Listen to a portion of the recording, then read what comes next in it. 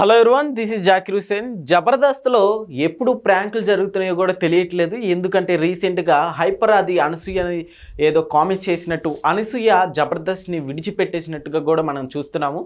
So దీని మీద ఒకసారి విశ్లేషణ తీసుకుందాం. ప్రస్తుతం మనతోటి సీనియర్ జర్నలిస్ట్ జగదేవ్ గారు ఉన్నారు. వెల్కమ్ చెప్పేద్దాం. హలో సార్, నమస్తే.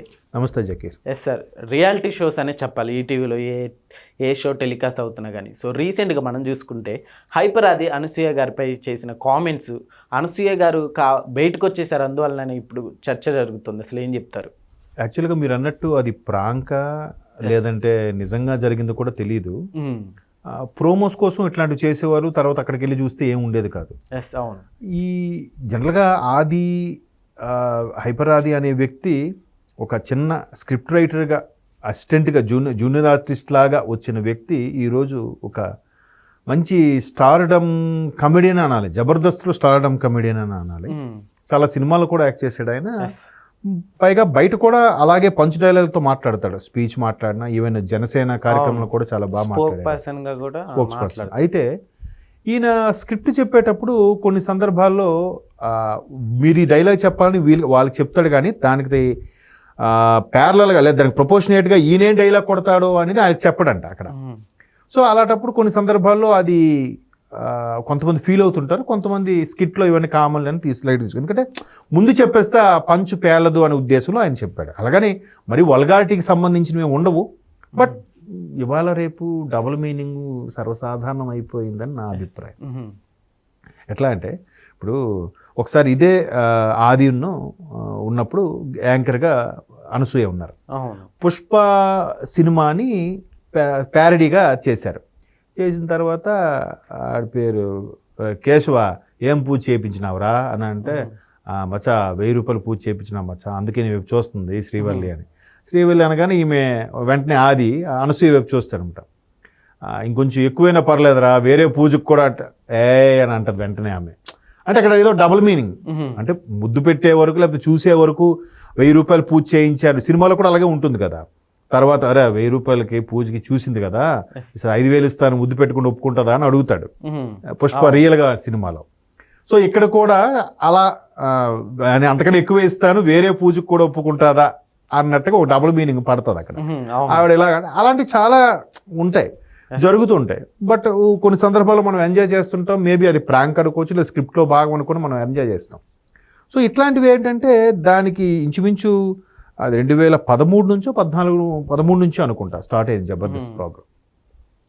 అప్పటి నుంచి నిరంతరాయంగా అంటే ఒక పుష్కరం పాటు నడిచింది. ఎంతోమందికి లైఫ్ ఇచ్చింది. వేణు, ధనరాజు లాంటి వాళ్ళు దర్శకులు కూడా అయిపోయారు.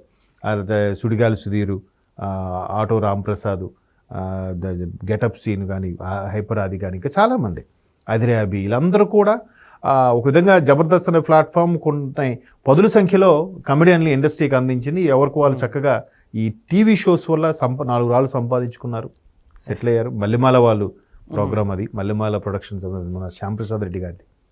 సో అట్లాంటి జబర్దస్త్లో కామన్గా స్కిట్స్లో కొన్ని చిన్న చిన్న ఝలక్కులు లేదంటే ఇట్లా డబుల్ మీనింగ్ జరుగుతుంటాయి.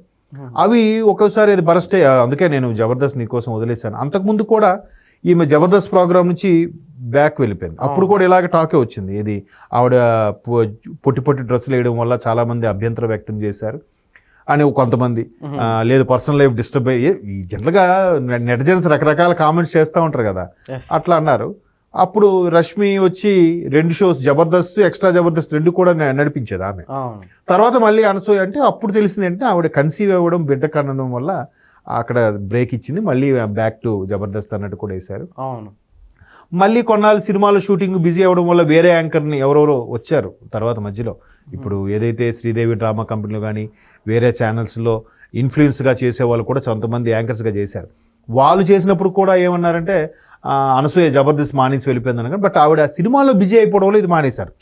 పుష్ప, రంగస్థలం లాంటిలో మంచి లీడ్ రోల్ పడింది ఆవిడకి. సో తర్వాత చాలా రవితేజ గారితో కూడా ఒక సినిమా ఉంటుంది, కిలాడి ఏదో సినిమా, కిలాడీలో కూడా మంచి లీడ్ రోల్ దొరికింది. సో అట్లాంటి లీడ్ రోల్ దొరికినప్పుడు ఇక్కడ జబర్దస్త్కి ప్రోగ్రామ్కి అటెండ్ అవ్వకపోవడము, దాని బదులు ఇంకెవరైనా చేయడం గట్రా మనం చూసాం. అట్లాగా అయి ఉండొచ్చు, బట్ ఇవి ఇండస్ట్రీలో ఇవన్నీ సర్వసాధారణం. వాళ్ళకి కావాల్సింది ఏంటంటే మీరు ఇలా క్వశ్చన్ అడిగితే నేను ఇలా చెప్పడం, వాళ్ళకి ఫ్రీగా పబ్లిసిటీ వచ్చినట్టేగా. ఎస్. మనం ఈ రోజు ఇలా మాట్లాడుకుంటున్నామంటే సినిమా వాళ్ళకి అవన్నీ కామన్ అండి. ఇప్పుడు సినిమాల్లో ఉన్నాయి, డైరెక్టర్ ఒక డైలాగ్ రాస్తాడు, ఆమె పెద్ద ఇదిరా అదిరా అన్నట్టుగా నీచంగా కించపరిచేలాగా డైలాగ్స్ పెడతాడు. వీళ్ళు చేయడం మానేస్తారా? సినిమాలో భాగం అది అంతా అని చెప్తారు కదా. దాన్ని మనం ప్రమోషన్స్లోను ప్రోమోల్లోనూ వాడుకుంటుంటాం. అవును. ఇక్కడ కూడా మీరు స్టార్టింగ్ క్వశ్చన్లోనే అన్నారు ఇది ప్రాంకా నిజంగా అని.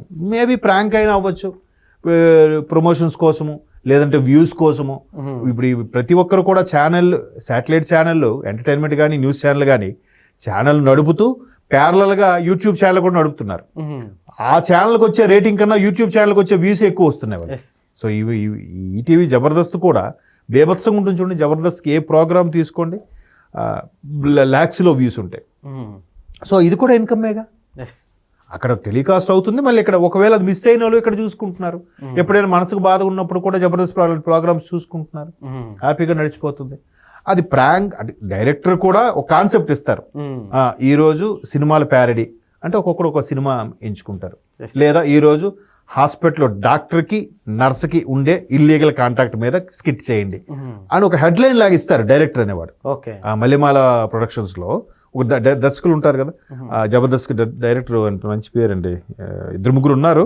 అందులో ఒక ఆయన కొద్దిగా పరిచయం. ఆయన డైరెక్షన్ టాప్ అంటే లాస్ట్ వీక్ రేటింగ్ తగ్గిందంటే ఈ వీక్ ఎలా పెడదాం, సరే ఈ వీక్ సరే ఇలా ఒక టాపిక్ ఇద్దాం, లేదా భార్యాభర్తల గొడవ అలాంటి ఒక టాపిక్ ఇవ్వండి.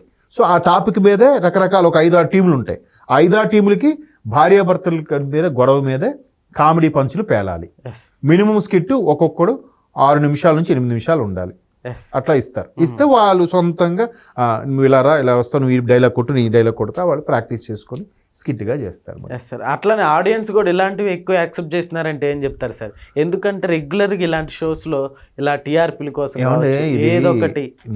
నేను చెప్పేది కాదు, పూరి జగన్నాథ్ గారు లాంటి గొప్ప నిజంగా నాకు రైటర్ కమ్ డైరెక్టర్లో ది బెస్ట్ అంటే నా దృష్టిలో పూరి జగన్నాథ్ గారు అండి. ఎందుకంటే ఆయన ఎప్పుడో చెప్పేశాడు, గాంధీ సినిమా 100 రోజులు ఆడదు.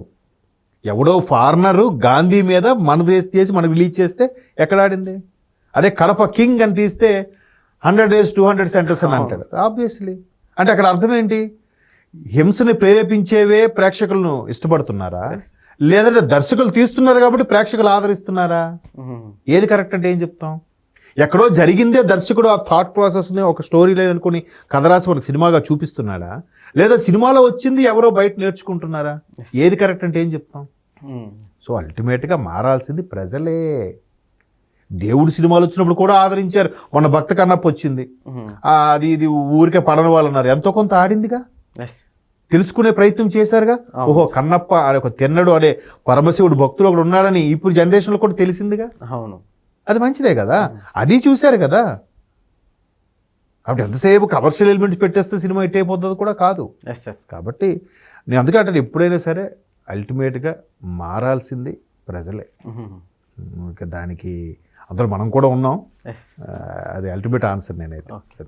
Okay sir, thank you.